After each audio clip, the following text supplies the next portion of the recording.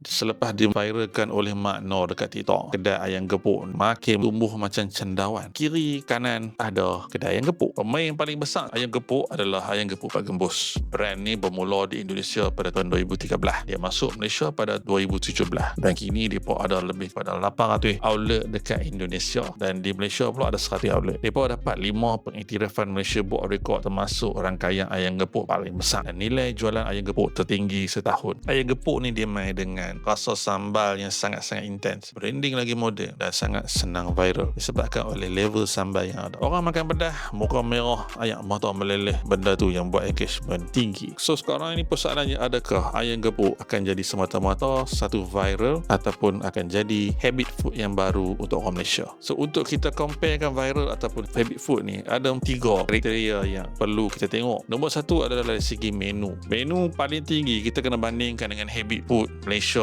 yang terkenal sekarang ni, iaitu nasi lemak. Kita tahu nasi lemak ni favourite disebabkan nombor 1 ada nasi, lepas tu ada ayam sambal. Komposisi ayam gepuk tu ada seperti mana habit food kita yang popular sekarang ni. So tick untuk nombor 1 dari segi menu. So nombor 2 dari segi craving pula. Kalau trend food ni dia buatkan orang rasa kita nak try, tapi habit food pula dia buatkan kita rasa kita teringin. Dan based on feedback yang aku tengok, ayam gepuk ni peminat dia, termasuklah isteri aku sendiri, mereka bukan saja nak try, mereka ada craving trigger sebabkan sambal dia sedap, ayam dia rangup, nasi dia panas, boleh pula tambah nasi free. So benda ni membuatkan orang craving dan orang repeat customer tinggi. So point nombor 2, it's another tick for habit food. Dan last sekali adalah pricing value. Adakah harga dia mampu milik yang sama macam habit food? Ayam gepuk bagi value yang sangat tinggi dengan harganya lebih kurang 15 ke 19 untuk satu set yang mana hang ada ayam potong 4. Lepas tu nasi boleh refill, sambal boleh refill, makan sampai puas. So dekat situ value for money memang ada. That's why orang ulang-ulang repeat. Aku punya interpretation adalah ayam gepuk dia bukan sekadar trend viral. Dia adalah satu menu yang akan berada di Malaysia untuk jangka masa yang lama. Mungkin jadi macam nasi lemak after this. Trend bawa orang main untuk rasa. Tapi kalau rasa hang sangat-sangat hebat, hang bagi value dan buatkan orang lagi teringin, orang akan order lagi.